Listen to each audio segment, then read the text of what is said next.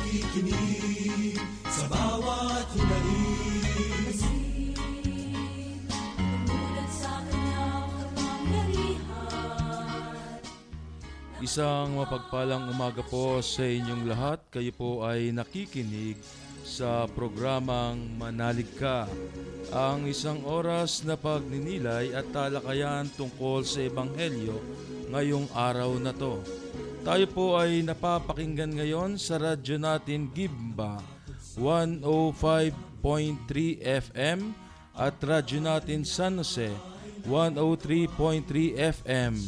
Tayo rin po ay live na napapanood sa via live streaming sa www.dioceseofsanjose.org and www.rngonline.org at sa Facebook account ng ating programa www.facebook.com/manaligka2006. Ito po ang inyong host ngayong araw na ito, walang iba kung hindi ang Diakono Samuños, si Reverend Ian Andal.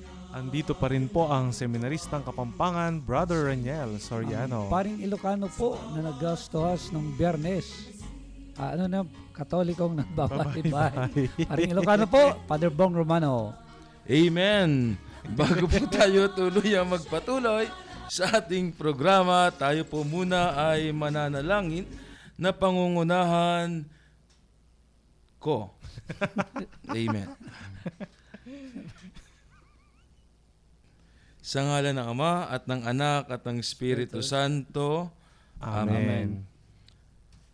Ama naming makapangyarihan, kami po ay nagpapasalamat sa panibagong araw na ipinagkaloob mo sa amin. Ang araw na kung saan magkakaroon kami ng kaunting talakayan, bahaginan tungkol sa iyong salita.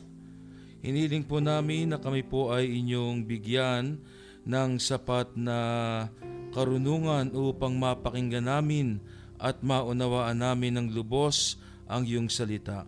Upang sa pamamagitan ng aming pakikinig, ito'y maisabuhay at maibahagi namin sa aming kapwa. Hiniling po namin na sa pamamagitan po ng programang ito ay marating at mapakinggan ang salita ng Diyos sa ibang lugar. Hinihiling po namin ito sa pamamagitan ng iyong banal na pangalan at sa tulong po ng inyong mahal na inang si Maria. Sa ngalan ng Ama at ng Anak at ng Espiritu Santo. Amen. Amen. Ngayon po naman ay pakinggan natin ang Ebanghelyo ngayong linggong ito na babasahin ni Brother Raniel. Ang mabuting balita ng Panginoon ayon kay San Marcos. Papuri sa iyo, Panginoon. Noong panahong iyon, pagbabalik ni Jesus mula sa lupain ng Tiro, dumaan siya sa Sidon at nagtuloy sa lawa ng Galilea.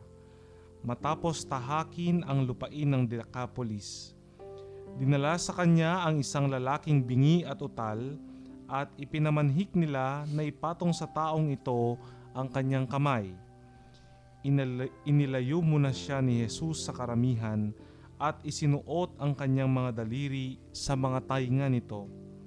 Pagkatapos, lumura at hinipo ang dila nito.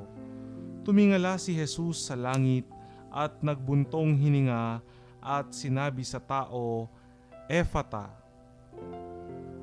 nang ibig sabihin, mabuksan. At nakarinig na ito, nawala ang pagkautal at nakapagsalita na ng malinaw. Sinabi ni Jesus sa mga tao na huwag ibalita ito kaninuman, ngunit kung kailan sila pinagbabawalan ay lalo naman nilang ipinamamalita ito.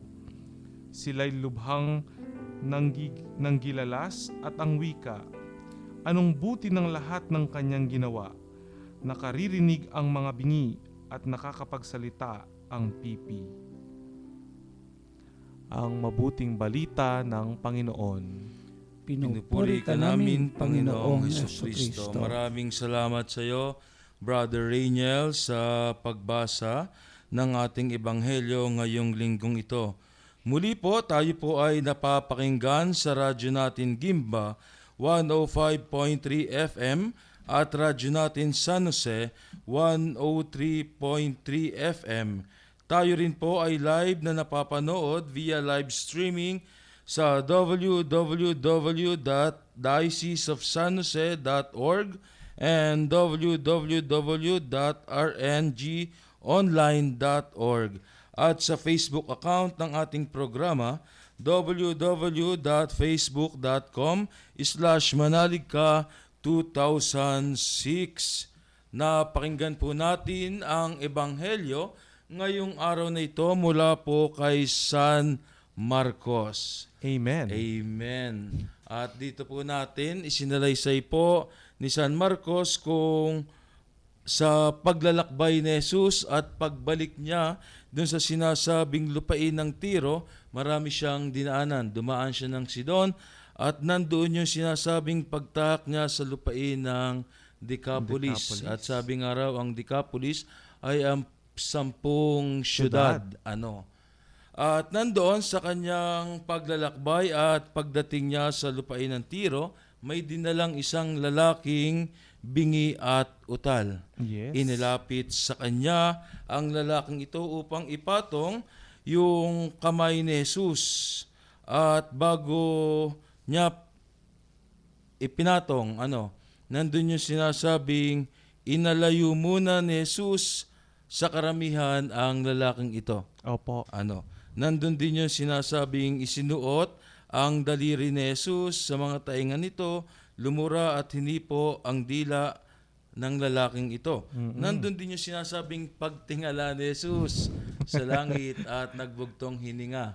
At ang sabi ay Ephphatha, ang ibig sabihin mabuksan. At nandoon yung sinasabing pagkakaroon muli at pagpapanumbalik ng pandinig at malinaw na pagsasalita ng lalaking ito. At ang bilin ni Jesus ay huwag sabihin.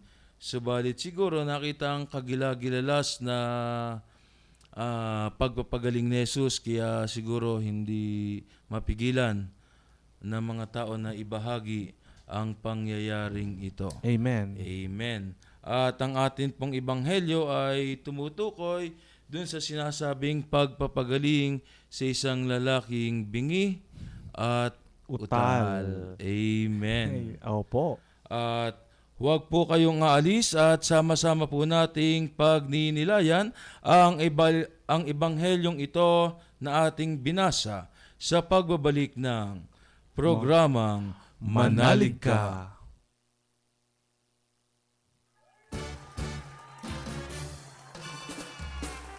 Napakaligayang magpuri sa Panginoon sapagkat sa kanyang presensya ang dulot nito'y saya.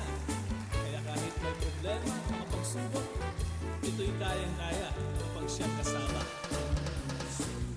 Masaya sa pinupuri kita, Panginoon Jesus. Ang buhay ko sumisigla sa tuwing kita'y inaawitan. Problema ko'y mawawala kapag ako'y nasa iyong presensya. Ikaw ang aking Diyos, ikaw ang aking Diyos, Panginoong Jesus. Ang puso sumasaya sa tuwing pinupuri kita, Panginoong Jesus. Ang buhay ko'y sumisigla sa tuwing kita'y inaawitan. Problema ko'y mawawala kapag ako'y nasa iyong presensya. Ikaw ang aking Diyos, ikaw ang aking Diyos, Panginoong Jesus.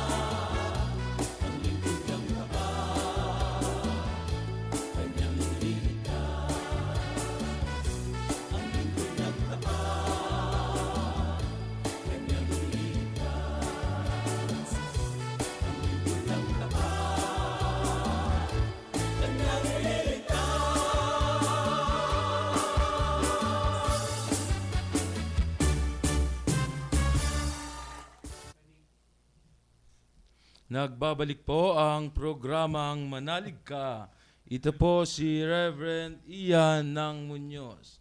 At andito pa rin po ang seminaristang Kapampangan, Brother Raniel Si Soriano. Father Bong Romano po ng Muñoz, paring Ilocano, Katolikong nagbabahay-bahay. Amen. At atin pong ipagpatuloy ang ating pagbabahagi at pagninilay sa ating ebanghelyo ngayong ikadalawamput-tatlong linggo ng ating karaniwang panahon. Yes po, at Okay. Setyembre, ika-6. Ika-6. At sa ating mabuting balita, nandoon ang usaping pagpapagaling sa isang lalaking bingi at utal. Amen. Amen. At sabi nga raw, ang kahalagahan ng sinasabing pakikinig. Sabi nga raw, isa daw to sa 5 senses ng ating 5 senses. Opo, Reverend. Ano ba yung 5 senses natin, Brother Siyempre Miguel? po sa paningin, yan po. Amen. Panlasa, Panlasa, pandinig, pandinig, pandama, yung ano po. Yung mararamdaman Oo, mo. At saka Oo. yung pang-amoy. pang-amo. Yan, 5 senses. At dito nakita natin yung sinasabing pagkabingi at saka pagka-utal. Utal. At ewan ko, sa karanasan ko siguro, pagbingi talagang laging nandun yung sinasabing pagkautal. Opo, totoo po yun, Reb. Siyempre po parang wala kang naririnig, wala ka namang alam sabihin. Mm-mm. Di ba po? Mm. So, hindi po natututo ng words, ay wala po talagang mabibigkas. Mm-mm. So, ganun pala yun, Opo, pag wala ka talagang narinig, siyempre, hindi mo po malalaman ano yung mga sound ng mga words. Hindi po ba yung naalala niyo po yung mga bata, nagtuturoan mama, Mm-mm. papa. So, doon po parang nagsisimula. Paano pag walang naririnig na sound? Di wala pong masasabi.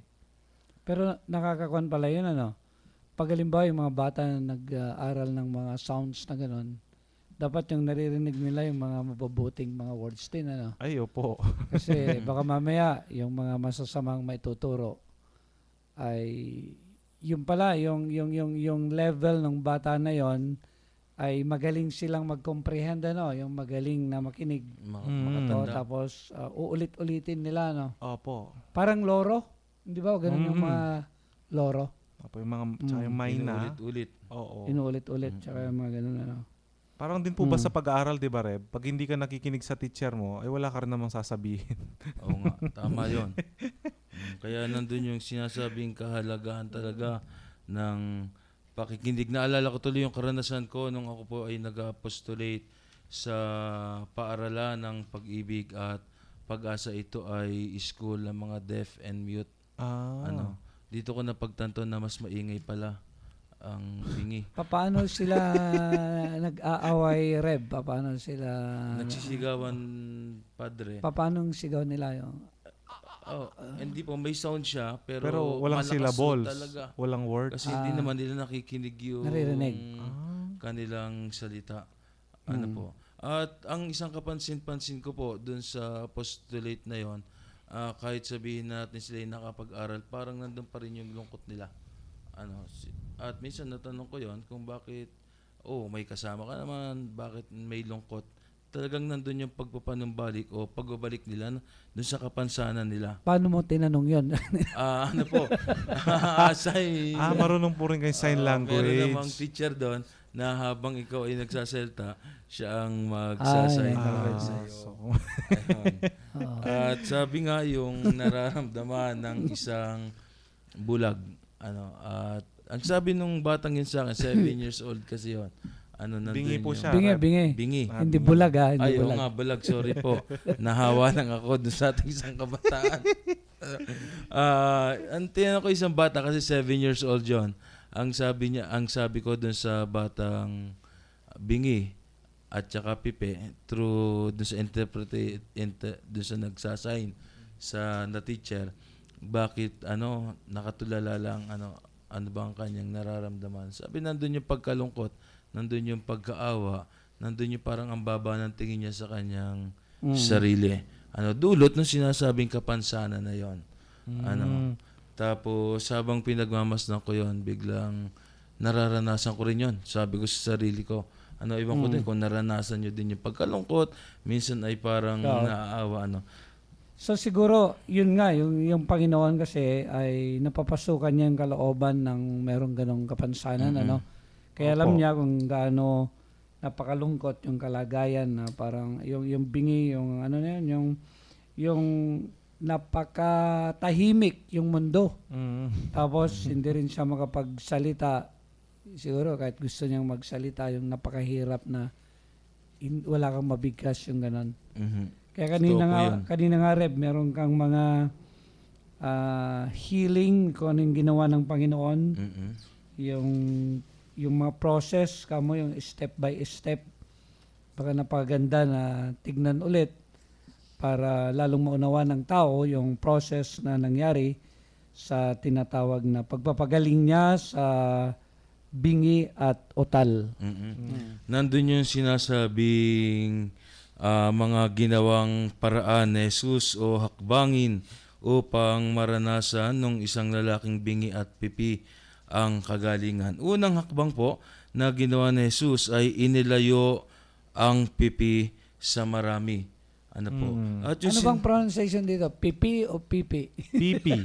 Pipi. Pipi. Pipi. Opo. Okay. Hindi po pipi. Baka pala sa ibong pipit. English na lang. Pipi. Okay, inilayo mo na sa karamihan. Pero very unusual yan po, no, Reb? Sa mga gospel accounts na ito. Dito po ay inilayo pa. Di ba karamihan po nung on the spot habang nanonood sila, habang nakikita po nila yung gusto nga ni Jesus, nakitang-kita anong nangyayari. Pero ito po, inilayo talaga. Inilayo. Hindi dahil si Jesus ay nahihiya siya nakasama yung pipe. Kundi ang gusto ni Jesus dito ay maiparamdam yung sinasabing special na pagtingin o special na atensyon dun sa mga taong may diferensya tulad ng pipi at bingi. At doon ipinakita yung kaya inihiwalay ni Jesus ang pipi at bingi ay para maranasan niya na hindi siya na hindi niya naranasan na yung pagbibigay pagpapahalaga ni Jesus. Opo. Nandun yung special na attention, nandun yung sinasabing mahalaga siya para kay Jesus. Pero parang ang ganda rin pong isipin, no, Reb, na inilayo siya dahil siguro gusto ni Jesus masolo. Ang unang marinig na salita nitong pipi ay yung mismong boses ni Jesus. Kesa po yung sigawan siguro nung crowd, pwede po yun na, yun nga po, tama, maganda, may special attention. At para nga po siguro, yun nga, ang unang maririnig nito ay yung salita ni Jesus. Salita ng Diyos yun, di ba? Na napakahalaga. Kaya tingnan mo, yung pag sisimba tayo, palagi sa akin yung parang nagugulantang pa rin ako yung merong experience na nga pala, pag gano'n, halimbawa sasabihin ng lektor na ito ang salita ng Diyos. Salamat sa Tapos Diyos. yung manakinig naman, sabi nila, salamat sa Diyos.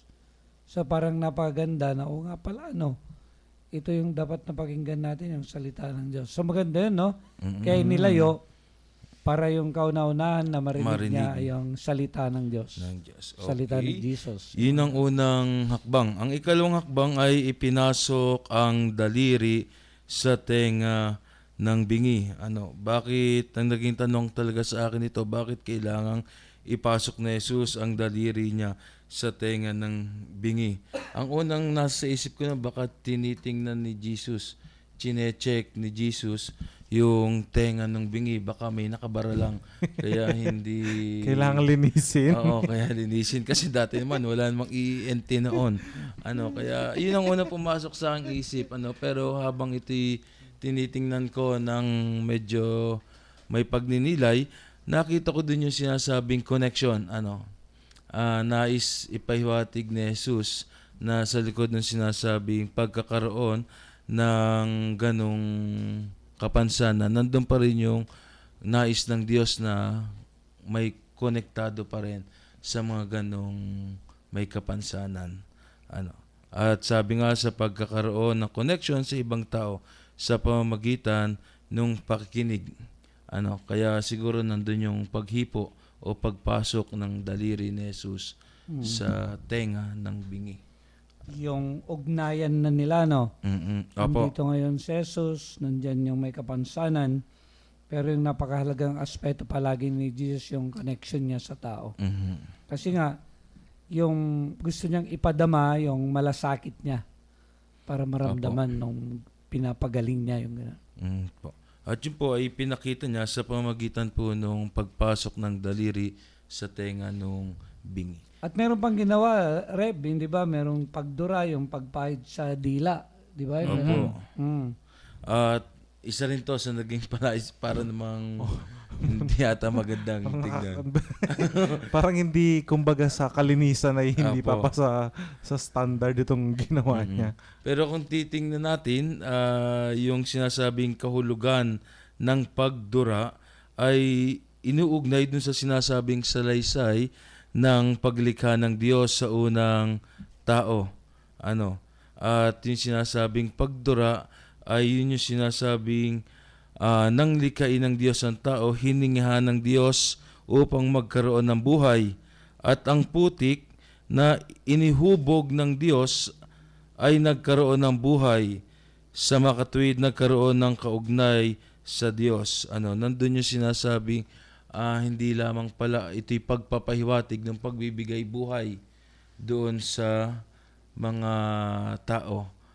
Kaya nandun siguro yung sinasabing ang pipi at bingi ay nagsasaad nung pagkahiwalay sa Diyos at nangangahulugang siya ay patay at walang buhay.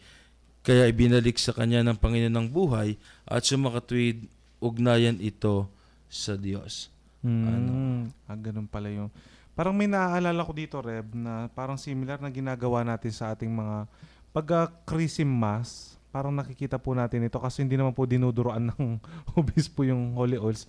Yung hinihipan ba, kumbaga parang binibigyan po ng espiritu yung tao. Di ba po, naniniwala parang dito ay siguro dinuroan at pinahid sa dila para magkaroon ng mabuting espiritu siguro itong dila. Matapos pong marinig ang salita ng Diyos, ay sana yung marinig siguro, kaya hinawakan din po ito, ay para mangusap din po ng mabuti.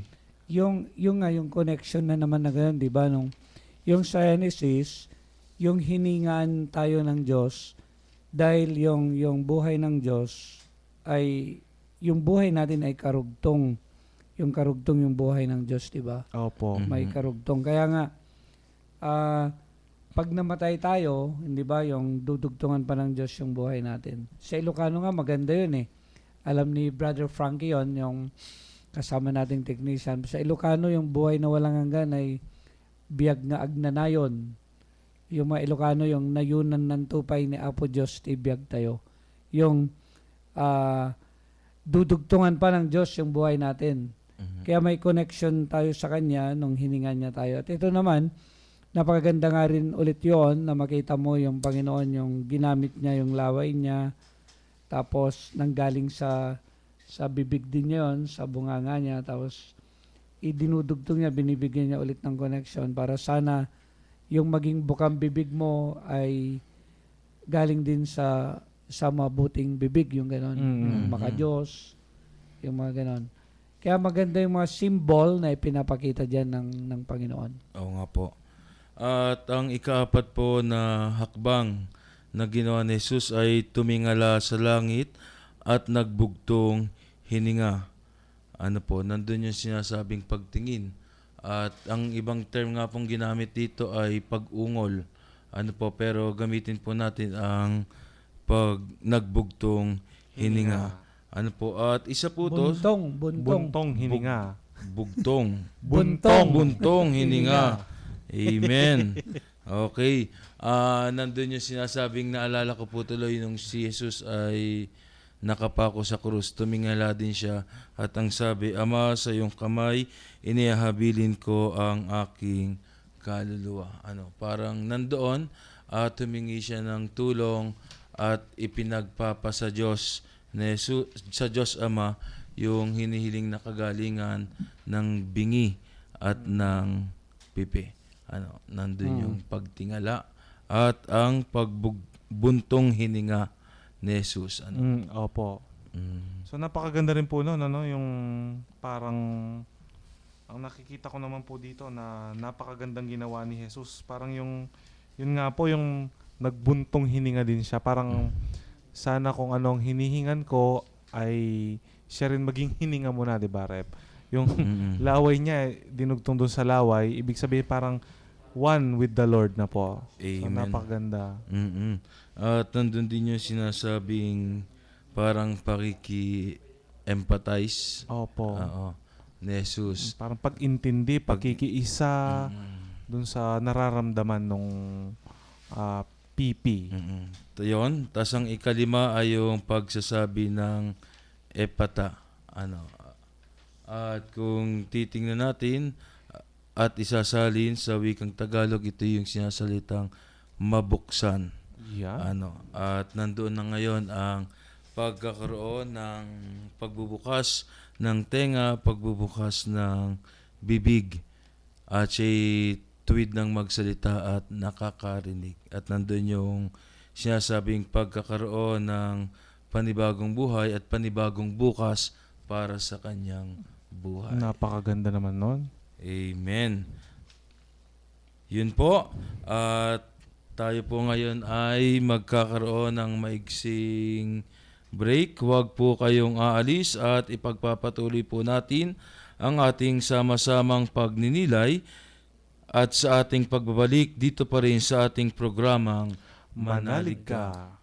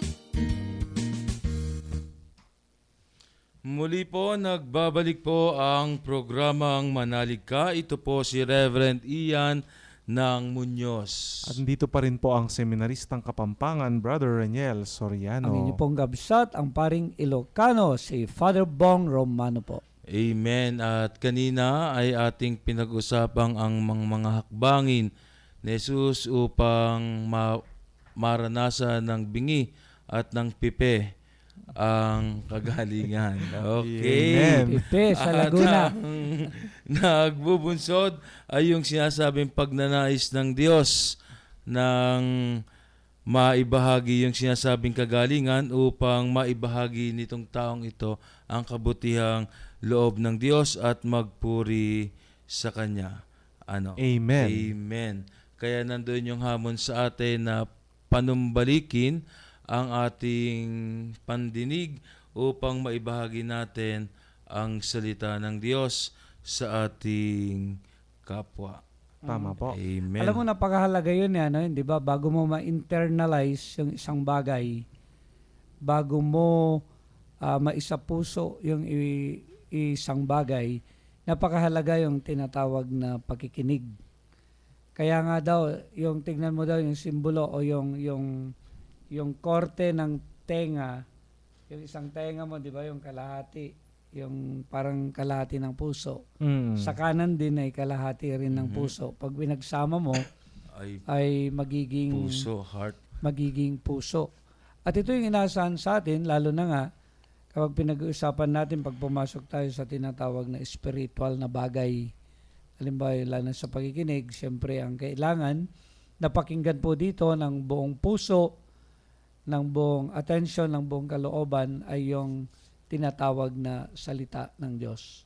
Amen. At bakit Opo. ganon? Ba't kailangan? Kasi para ma-internalize natin ito. Yung ang iba, sabihin nga nila, yung pag-internalize mo, kailangan mo nang nguyain, di ba? Opo. Pag narinig mo daw, kailangan mo nang nguyain yung salita ng Diyos. Ano sa English yung nguyain? Chew, para pong To digest. To digest. I-digest mo talaga para... Himayin. At bakit napakahalaga yon? Para maisakilos mo, maisabuhay mo. Tama po yun. Yung mga ganon. Pero ang problema ngayon, napakaraming ino-offer yung mundo na temptation na mga kailangan mong pakinggan, di ba? Opo. Halimbawa, magbukas ka ng radyo kinabukasan, kailangan kang makinig kay Ted Filon at halimbawa, yung mga ganon, di ba? Sila Noli Boy Di Castro at ikaw mismo yung magdadigest kung ano yung mga sinasabi nila. Oo nga po. Kasi hindi naman kasi lahat ng sasabihin ay talagang yun na yung tinatawag na buong-buong katotohanan, di ba? Opo. Kaya kailangan na makinig din tayo, not only to read between the lines, kundi makinig tayo between the lines ng pagdadalita nila, between the, anong tawag doon? Yung pagsasalita nila. So, ang ibig sabihin nun ay pinag-aaralan din. Oo nga po. At ganun din yung mundo, ang dami niya na mga ino-offer na kailangan mo na pakinggan sa entertainment, mga ganyan. Pero minsan nga, nakaka-distract na ito sa tao, nawawala na yung attention para ang mahalagang pakinggan mo yung salita ng Diyos. Amen po. At Opo. ito yung napakahalaga, no? Yung sana, ito yung maging pundasyon natin.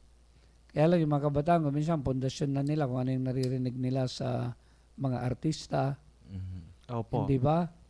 Kung minsan naniniwala na sila kung anong sabihin nung nasa showbiz, ang mga idol nila. Pero palagyan, reminder po natin ito na ang mundo dapat natin ay nasa mundo ng pananampalataya. Ito sana yung magdala sa ating lahat. Nakakatakot yun, Father, lalo na po yung sa ating media, sa ating mass media, lalo na po sa television.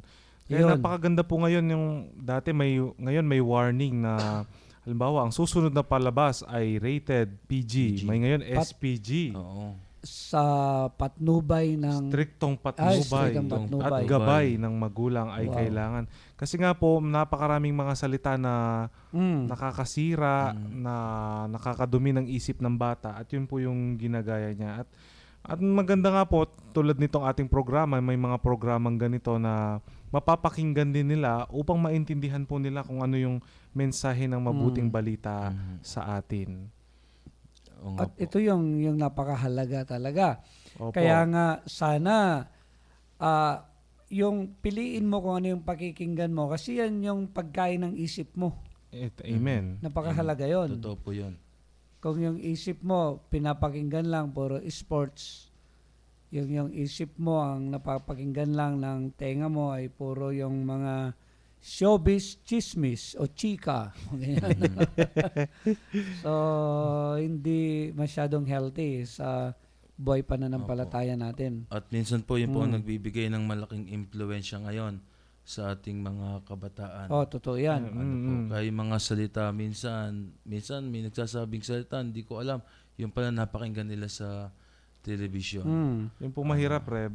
Bastos po yung salita, pero hindi nila naiintindihan. Oo. Tapos ginagaya lang nila. Kaya yun din po, kaya yung striktong patnubay, lalo na yung mga ngayon, yung mga bata na 3 years old, 4 years old. Makikita mo kami nga, no? Yung may apo kami, biro mo maririnig mo sa kanya, oh, pag nagsalita ako sa kanya, no? Oh, that's awesome, sabi niya. Oh, great, sabi niya. Napakasosyal Ganun na yung bata. ganun yung mga word niya pag nakikipagkwentuhan. Naririnig lang Sa Naririnig television lang po. niya pala, oh. Pag ayaw niyang magsalita, sabi niya ay turn off. Pag sabi niya, I'm tired, recharging. Sabi niya, Parang naging robot patay, na. oh. Parang iPad din nagsasalita. Parang iPad nagsasalita sa kanya. Kaya nga po ang nagiging hamon po sa atin ngayon, paano natin i-utilize yung ating pakikinig, yung dapat nating piliin kung ano yung dapat nating pakinggan. Kaya siguro advice natin, no, kaya nga tayo mayroong mga children's mass ngayon, tsaka youth mass, sana idala yung mga bata doon para naririnig nila, nakakatuwa yung isang bata eh. Pag kinakanta yung amen, yung Opo. amen, di ba may kampana, tong, amen, tong, narinig ko yung Yung bata. pala natandaan Oo. yung tong. Kinakanta niya talaga, amen, tong, amen, tong. So, ginagaya niya pati yung gong ng... Pati yung gong, yung, di ba, yung tong. Oo nga po. Kaya siguro yun isang mahalagang paalaala din po sa mga magulang ng mga bata ngayon na maging mapanuri doon sa mga papapanoodin sa mga bata Pinapakinggan, no? Mm. Papakinggan nila. Kaya ganun din, no? Di ba, kapag nag-aaway, dapat yung mga magulang hindi rin pinaparinig, di ba? Totoo po yun. Oo. Kaya sabihin nung nanay, alika dito tayo sa loob ng kwan muna, ng silid natin, mag-away muna tayo dito. Pero hindi nila alam, ang lalakas ng kwan, pakiramdam ng mga bata. Opo. Alam nila yung nangyayari. At saka natatandaan po agad po nila. Kagaya nga po minsan may nakinig akong isang batang nagmura. Tinanong ko po kung saan nila sinagturo. Nakikinig daw po nila yon, sinasabi ng tatay nila, ng nanay nila kapag nag-aaway. At para sa mga magulang, parang hindi nila minsan pinapansin yon. Pero nandoon yung sinasabing mabilis makatanda yung bata ngayon. Tama po yun. At wag mo ring binibiro yung bata. Kasi akala niya, totoo ka palagi. One time, yung apo nga namin yung bata, sabi ko sa kanya, okay, next time, kapag binisita kita, we'll go to Marquee, sabi ko sa kanya. Tapos nung pumunta ko doon, sabi niya, you told me you're going to Marquee. Sabi niya. Ang tagal na noon. Natandaan nga po. Oo. Opo. Ayun po. At ang ating paano po kaya natin magagamit ang mga salitang ito para mas maibahagi natin sa ating kapwa yung Yeah. Actually nga, ni-repair ng Panginoon yung kanya, no? yung bunganga, Yung dila. yung dila niyan. And of course, yung magandang intensyon ng Panginoon doon, una, para magamit talaga natin sa kabutihan. Opo. Una, sa pagdarasal. Ayan, may kwento nga ako, no, yung magkapatid. Yung isang kapatid, puro narinig niya dahil dun sa kabilang bahay nakatira, yung mas matanda, puro naririnig niya nagmumura. Kaya ngayon, mura siya ng mura. Yun namang isang bata, naririnig naman niya dun sa kabilang bahay, palagi naman yung mga mabubuting mga bagay. Mhm. Ngayon, nung magkita itong dalawa na ito na magkaiba yung lugar na tinitiran, sabi nung younger sa kuya, sabi ganun, bakit ganun? Mura ka ng mura. Bakit minumura mo yung mga kaibigan mo? Bakit minumura mo ako? Hindi ba? Sabi ganun, sabi ni Jesus, love one another. O di napakagandang pakinggan yun, ano? Opo. Pag napakinggan mo yung ganun, yung love one another. Kaya ito po siguro, yung pangalawa, nire-remind po yung mga nakikinig, papaano rin natin natuturuan yung ating mga anak ng kabutihang asal sa tinatawag na magandang pananalita. Kaya nga tinuturan natin sila ng po, mga ganun, di ba? Po at opo. Po at opo. Pero ang daming bata ngayon, naman, na hindi marunong magpo at opo. Dire-diretsong magsalita. Oh. Hey man! Sa Amerika, walang opo doon, tsaka po. Opo, wala namang... At yun nga po, ang naging hapon ay gamitin ang salita para matulungan ang ibang tao. And of course, yung kakayahan din na bumigkas ka sana ng panalangin. Amen. Kaya matraining natin sa mga kawa, di ba, before the mass. Opo. Mhm. Yung minomotivate natin sila, no? Na Sige, sila mag-lead ka magdasal. na magdasal. Kasi nga, ang gagaling nitong mga kabataan na ito, nagrarap pa no? Yung, sino ang pumatay? Mga ganon. Tapos pagdasalin mo minsan, nanginginig, hindi. Mahiyahin. No? Kaya ito, motivate natin talaga na mga ganon. Ayun, may kwento ulit ako, yung isang kaibigan ko dati doon sa Karanglan, isinusumbong nung anak niya, sabi, Father, yung tatay ko po hindi man marunong magdasal bago kumain. Nung nagkita kami, sabi ko, magdasal ka naman daw bago kumain. Biro mang sagot niya sa akin, Father, ilaban mo na lang ako ng suntukan, wag mo lang akong pagdasalin bago kumain, mga ganon. So, sana mawala yung hiya natin at magamit talaga natin yung mga panalangin para sa ating Panginoon, yung ganon. And of course, napakahalaga, pag misa, di ba?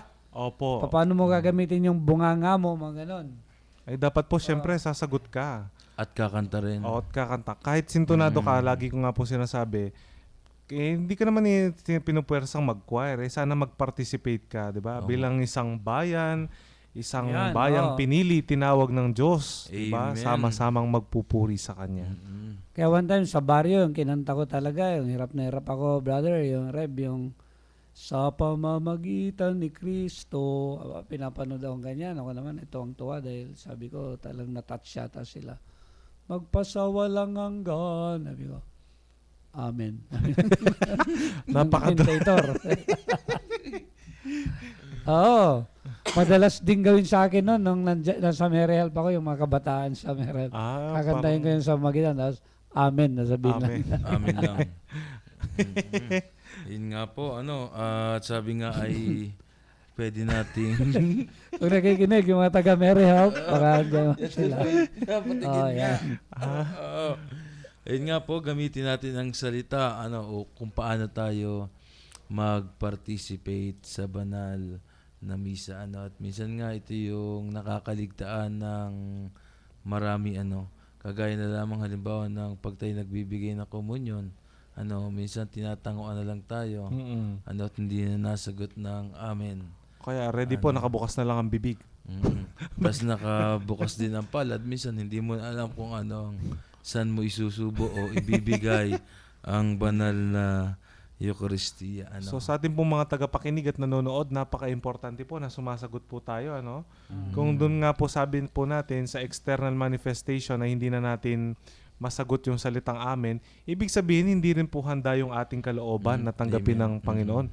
Kasi nga yung simpleng sagot na amen, hindi mo masabi-sabi, o paano mo pa siya tatanggapin ngayon sa yung puso't kalooban na hindi ka naman handa.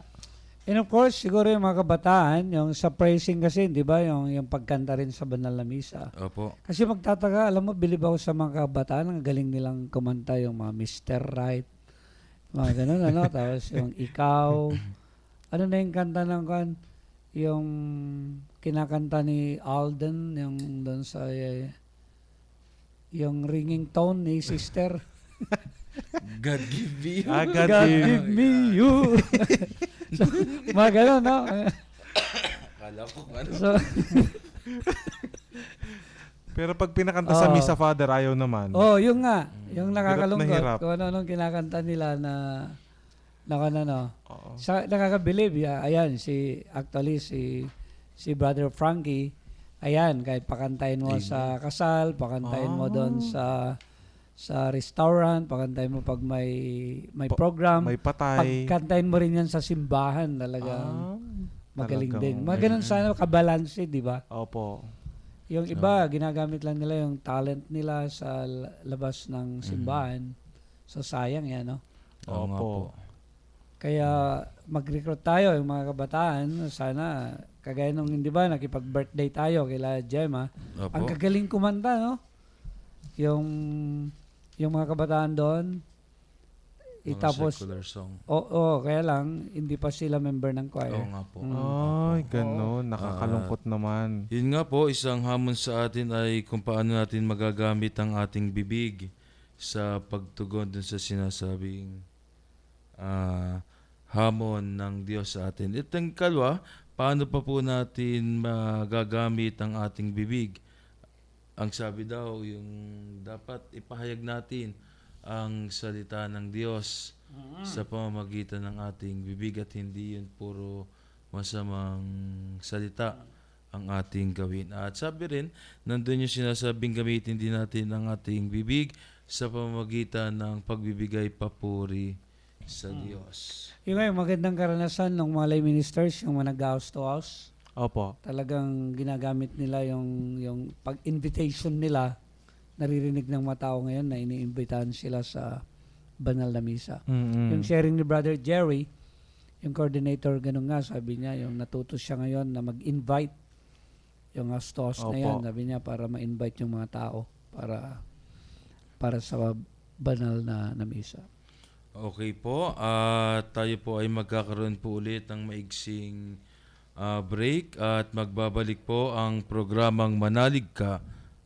Huwag po kayong aalis at ipagpatuloy po natin ang ating sama-samang pagninilay sa ating pagbabalik dito pa rin sa ating programang Manalig Ka.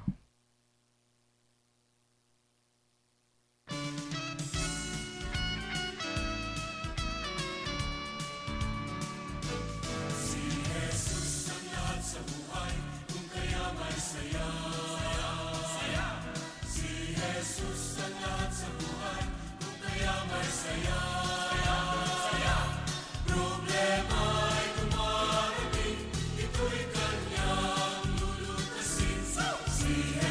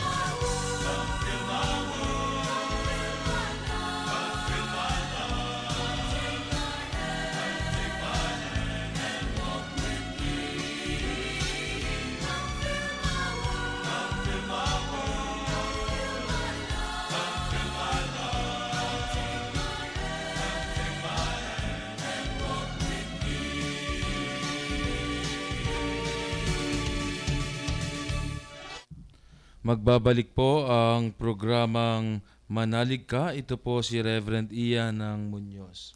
At nandito pa rin po ang seminaristang Kapampangan, Brother Raniel Soriano. Ang inyong kabsat, ang paring Ilocano, si Father Bong Romano po. Darako na po tayo sa paglalagom tungkol sa ating mga napag-usapan tungkol sa Ebanghelyo ngayong araw na to.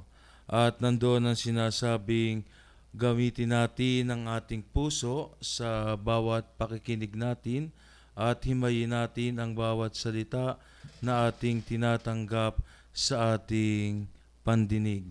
At gamitin natin ang sinasabing bibig natin sa kabutihan sa pamamagitan ng paggamit nito sa panalangin, pagpapahayag ng salita ng Diyos at ang pagbibigay papuri sa Diyos. Gamitin natin ang salita para sa kabutihan at maipahayag ang kabutihang loob ng Diyos. Amen. Amen. Ngayon po ay darako po tayo sa mga pagbati at ito po ay pangunahan ni Brother Rainiel. Yan, so yun po, ang aking mensahe naman po ay sana po ay wag naman po tayong magbingi-bingian. Ano po, nakakarinig naman po tayo at wag po sana tayong magbingi-bingian sa mga sinasabi sa atin ng Diyos. At binabati ko po, Father at Reverend, yung kasamahan natin na nag-pilgrimage po nung nakaraang Lunes sa Pampanga, yung Amen. Mother Butler Mission Guild. At kasama po yung ibang ating mga kagrupo. At syempre po, binabati ko po lahat ng Kapampangan sa ating mga kabalen. Salamat po King Pamakiramdam nyo, lalong-lalo na rin makatuknang King San Jose at King Muñoz. Wow, wane. Amen. Amen. Wapin. Okay, so ako naman ay binabati ko po si Father June Flores na nagdiriwang ng kanyang kaarawan. Ngayon po. And of course, binabati ko rin yung magdiriwang ng kapistahan sa September 10 sa San Nicolas, Caranglan. September 9 pa lang po ay nandyan na kami Wow. mag-overnight dahil merong blessing. Yung Amen. ano na yan, meron silang parang Jubilee Door Ah. dahil ipinagdiriwang po ng Caranglan ngayon ang kanilang ikat 250 years Wow. bilang parokya. Amen. At yung magmimisa sa September 10 ay yung Metropolitan Archbishop natin, si Archbishop Soc Villegas. So, nandun siya. And of course, linaktawan ko yung September 8 pala, birthday ni Mama Mary. Ah. At, nakiki-birthday si Mama Mary sa akin. Amen. Happy birthday, Father Opo. Bong. So, simpleng pagdiriwang lang po. Meron pong misa, may prosesyon 5 a.m. at may misa ng 6 a.m. After the Mass ay merong konting lugaw-lugaw, Yan. simple breakfast. At mga alas 9 ay tutungo po kami sa tahanan ng Damayang Kristiyano, diyan po sa Parangmanga, para magmisa din doon sa mga ampon natin. Mga ampon doon, ang diocese, at magdadala rin po tayo ng lunch. Kaya yung pong gustong magpadala ng mga kailangan doon, yung pinagbibilin po nila, kailangan nila ng bigas, kailangan nila ng groceries, Pampers po. kailangan nila ng pampers. So, ano pa ba yung mga kailangan? Sabon po at saka mga shampoo. So, sabon Wow, at isang shampoo. shampoo. Kailangan din nila ng mercury drug, ay mga gamot. So, Mga gamot. so, maraming salamat sa patuloy po na tumutulong sa tahanan ng Damayang Kristiyano. And of course, binabati ko po ang lahat ng parishioners dyan sa bayan ng Muñoz. Amen. Father June, happy birthday and happy feast day po sa mga taga San Nicolas, Caranglan. Ano po? Ay wala pa yung magre-regalo pala sa akin. Ay, sa Mga pala Muñoz. po. Opo. Kami po ay nananawagan kung kayo po ay magsisimba sa Muñoz ay mayroon po tayong mga invitations na ipinamigay. So sa ating mga tagapakinig, pwede rin po kayo, welcome kayo. At yung pong ibibigay nyong mga alay ay para po sa pagpapagawa ng simbahan ni San Sebastian. So wag nyo na pong ibili ng regalo si Father Bong. okay lang po. Ibigay nyo na lang po na cash para po May yung pampagawa regalo kami, nyo ay makikita natin sa simbahan, isang semento, isang lata ng pintura sa pagpapagawa ng ating Opo, simbahan. kaya tayo po'y magkita-kita sa September 8. 5 o'clock po ang procession and 6 o'clock po ang banal na misa. Atin pong tapusin ang ating programa ngayong araw na ito sa isang panalangin. Sa ngalan ng Ama, ng Anak, ng Espiritu Santo. Amen. Amen. Mapagmahal na Ama, maraming salamat po muli sa pagkakataon na naging instrumento po kami para sa gawaing evangelisasyon sa pamagitan ng radyo. Maraming salamat, Panginoon, nawa patuloy na tulungan mo po kami. Tulungan mo po na sana marinig namin ang mga karaingan, lalo na po ng mga mahirap.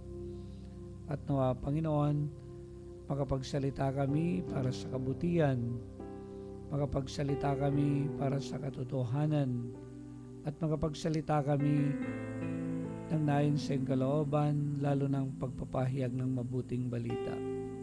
Nawa magamit namin ang aming kakayahan sa patuloy na pagpupuri, pagpaparangal at paglilingkod sa iyo. At Ama, bigyan mo po kami ng sapat na ulan. Ilayo mo po kami sa mga kalamidad, sa mga bagyo, mga peste. Bigyan mo po ng masaganang ani ang iyong sambayanan. Ang lahat ng ito, Panginoon, ay hinihiling namin sa ngalan ng iyong anak at ng Espiritu Santo magpasawalang hanggan. Amen. Sa ngalan ng Ama, ng Anak, ng Espiritu Santo. Amen. Amen. At ito pa rin po ang inyong seminaristang Kapampangan, Brother Raniel Soriano. Ang inyo pong kabsat, ang paring Ilocanong nagbabahay-bahay, si Father Bong Romano po. At si Reverend Ian po ng Muñoz. Sa inyo pong lahat, Diyos ti Agnina, kada kayo am amin apo.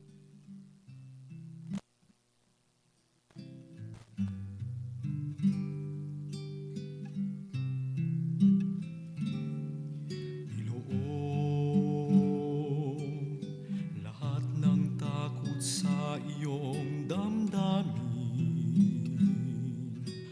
ang pangalan niya lagi ang tawagin, at siya'y nakikinig sa bawat hinaing.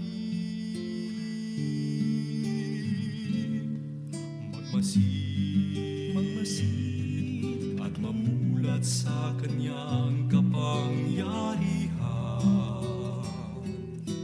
Nabatid mo ba na siya'y naglalaan, patuloy na naghahatid ng tunay na